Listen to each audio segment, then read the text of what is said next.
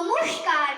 আজ 25শে বৈশাখ, কবিগুরুর জন্মদিন উপলক্ষে আজকে আমার নিবেদন তারই লেখা কবিতা পুতুল ভাঙা।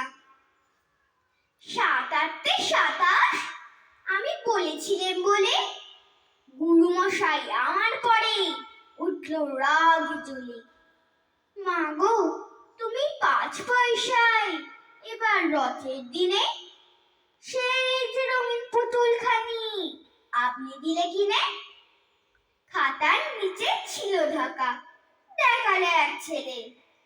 গুরুমশাই রেগে মেগে ভেঙে দিলেন ফেলে। বললেন, তোর দিন রাত্রি কেবল যে তো খেলা, একটু তোর মন বসে না পড়াশোনার বেলা।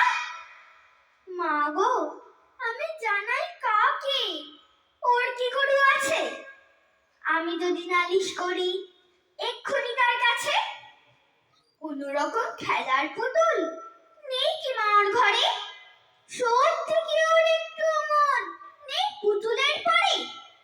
সকাল সাজে তাদের নিয়ে করতে গিয়ে খেলা, কোনো পড়াই করেননি কি কোন রকম হেলা?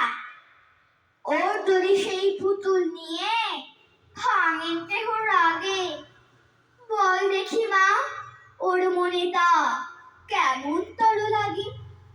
নমস্কার।